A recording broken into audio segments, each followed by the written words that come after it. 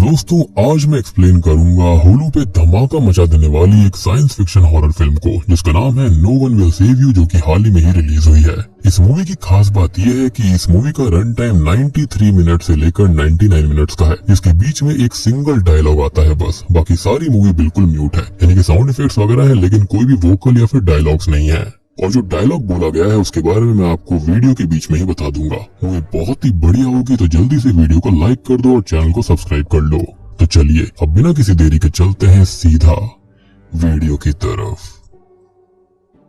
Movie की शुरुआत होती है ब्रिन नाम की लड़की को दिखाते हुए, जो कि शहर से बाहर अपने घर में ही अकेले रहा करती थी, और हम उसको एक मिनिएचर टाउन बनाता हुआ भी देख पाते हैं। वो अब कुछ कपड़े बनाकर तैयार करती है और उनको बेचने के लिए शहर जाने लगती है।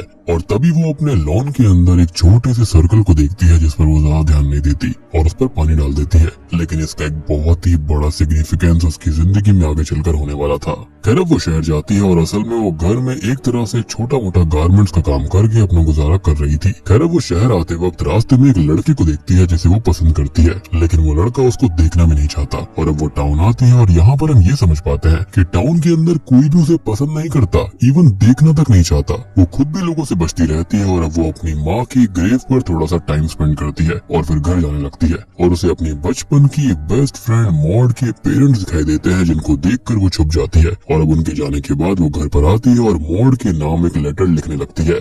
खैर तभी उसके लिए एक पार्सल आता है जिसके अंदर उसने अपने मिनिएचर टाउन के लिए स्कूल बिल्डिंग बनाई थी, और वो धीरे धीरे उस मिनिएचर टाउन को कंप्लीट कर रही है। खैर वो मॉड के नाम लेटर पूरा करती है, जिसमें हम पढ़ पाते हैं कि वो उसको बहुत मिस करती है और कभी भी खुद को माफ नहीं कर सकती। लेकिन ऐसा क्या हुआ है रिसेंट में या फिर पास्ट में कि टाउन के अंदर उसे कोई नहीं पसंद करता, कोई उससे बात नहीं करना चाहता, उसे देखना तक नहीं चाहता। इनफैक्ट वो मजबूरी में अकेली ही मनहूस सी जिंदगी स्पेंड कर रही थी, और अपनी बेस्ट फ्रेंड की मेमोरीज के नाम पर भी उसके पास 10 साल पुरानी फोटोज हैं।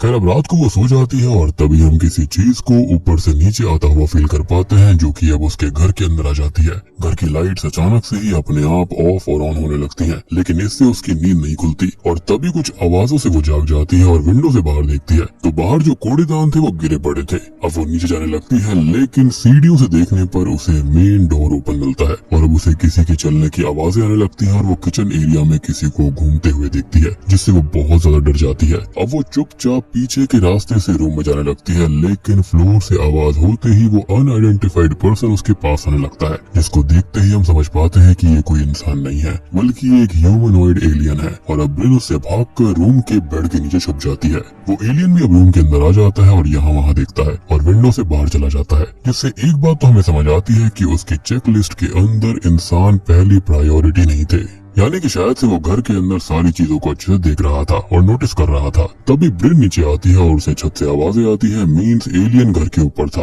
तो वो मेन डोर बंद करती है, लेकिन तभी घर की लाइट्स अपने आप ही ऑन हो जाती हैं। साउंड और इलेक्ट्रॉनिक सिस्टम यानी कि टीवी वगैरह अपने आप ऑन होते हैं, जिससे बहुत तेज आवाज होती है और वो उसे जैसे तैसे बंद करती है।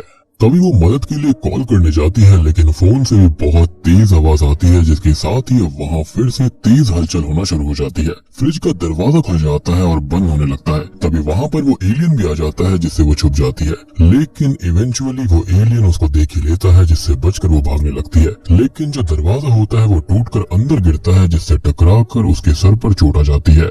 वो एलियन से बचकर खिसक कर छुपने लगती है, लेकिन वो थोड़ी और तबाही मचाता है, जिसके अंदर वो उसका मिनिएचर टाउन भी तोड़ देता है और अब अपनी शक्तियों से उसे अपने पास खींचने लगता है। उसको लेविटेट करता है, यानी कि हवा में उठा देता है, लेकिन वो इसी बीच लकड़ी का टुकड़ा उठा लेती है, जो कि वो उस एलियन के सर में मार देती है और वो एलियन तड़प तड़प कर वहीं पर मारा जाता है। यानी कि इन एलियंस के पास में टेलीकिनेसिस जैसी शक्तियां तो थी, लेकिन इनका शरीर काफी ज्यादा वल्नरेबल था। खैर ब्रिन अब रात भर डरी हुई रहती है और सहमी सी रहती है और किसी तरह से रात गुजारती है। सुबह होने पर वो खुद को संभाल कर मदद के लिए फोन करने जाती है, लेकिन उसके अंदर सिग्नल नहीं थे। वो लाइट्स देखती है तो पूरे घर के अंदर लाइट्स नहीं आ रही थी। इलेक्ट्रिक और बैटरी से चलने वाली चीजें भी बंद पड़ चुकी थी। अब वो घर के मेन डोर को सोफा से कवर करती है और टाउन की ओर निकल जाती है। अब रास्ते में उसे एक्सीडेंट हुआ पार्सल वाला ट्रक भी मिलता है और वहीं पर एक घर को भी वो देखती है और वहाँ पर भी तबाही के साइंस थे, यानी कि ये हर जगह हो रहा था। वो यहाँ पर भी एक सर्कल को नोटिस करती है जैसा उसने अपने लॉन में देखा था, और तभी हमको दिखाया जाता है कि वहाँ बहुत सारे ऐसे ही सर्कुलर सिंबल्स बने हुए हैं। खैर अब वो शहर में आती है और वहाँ पर लोग उसको एज यूजुअल वैसे ही अजीब नजर से देख रहे थे। तभी वो पुलिस स्टेशन में जाती है तो वहाँ पर उसे मॉड के पेरेंट्स मिलते हैं, जिनसे वो कुछ बात बोलने वाली होती है, लेकिन उससे पहले ही मॉड की माँ उस पर थूक कर गुस्से में वहाँ से चली जाती है। और अब यहाँ पर वो काफी एम्बेरस हो गई थी तो वो बाहर निकल आती है। वो घबराई हुई परेशान खुद को संभालने की कोशिश करती है और अब वो शहर से बाहर जाने वाली बस को देखती है और उस बस में बैठ जाती है। खैर अब वो आराम से बैठी हुई थी क्योंकि वो सोच रही थी कि शहर से बाहर निकलकर वो बच जाएगी, लेकिन तभी एक आदमी उस पर हमला करने लगता है, जिसके गले में हम रेंगते हुए किसी पैरासाइट को देखते हैं। और अब ऐसी ही एक और लेडी भी उस पर हमला करती है और उन दोनों से बचकर वो उस बस से निकलकर भागने लगती है। तभी वो एक घर के पास पहुंचती है मदद के लिए, और यहाँ पर वो एक ग्रेव के पास आती है, जिसको देखकर वो बहुत इमोशनल हो जाती है। और ये ग्रेव उसकी माँ की नहीं थी बल्कि उसकी बेस्ट फ्रेंड मॉड की थी, यानी कि वो अभी इस दुनिया में नहीं है। और ब्रिन उसको याद करती रहती है और रोती रहती है। खैर वो खुद को संभाल कर वहाँ से भागती है और रास्ते पर उसे उन एलियंस की आवाज सुनाई देती रहती है। लोगों के चिल्लाने की आवाज आती है और एक जगह वो बहुत सारे लोगों को आसमान की ओर हाथ खड़ा करके देखती रहती है, और ये सब लोग असल में उसी एलियन पैरासाइट के कब्जे में थे, यानी कि ये इंसानों को अपना होस्ट बना रहे थे। खैर वो घर पर आती है और उस मरे हुए एलियन को देखती है जिसके मुंह से कोई चीज निकलकर बाहर गई थी, और वो देखने की कोशिश भी करती है कि वहाँ से क्या निकला होगा, लेकिन उसे बाहर कुछ नहीं मिलता। वो खुद को संभालती है और घर के अंदर जाकर कुछ तैयारी करने लगती है। कैंडल्स को ऑन करती है और पानी गर्म होने के लिए रख देती है। वो घर की खिड़कियों को बंद करके उनको कवर कर देती है और साथ ही साथ मेन डोर जो कि टूट चुका था उसको सोफा और ब्लैंकेट से कवर करके अपने पास ही एक ब्लेड रख लेती है। अब घर के बाहर एलियंस आ चुके थे और उनकी शिप्स घर पर बीम्स मारती हैं और उस मरे हुए एलियन की बॉडी को बीम से खींचकर शिप पर ले जाती हैं।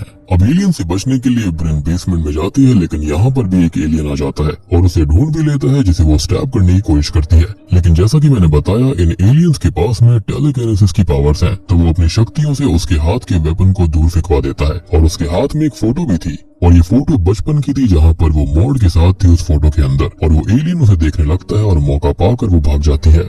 अब ऊपर उसे एक दूसरा छोटा सा एलियन मिलता है जो कि थोड़ा सा एग्रेसिव होता है, और वो उस पर हमला करने लगता है, जिससे बचते हुए वो किचन में आती है और उस पर गर्म पानी फेंक देती है।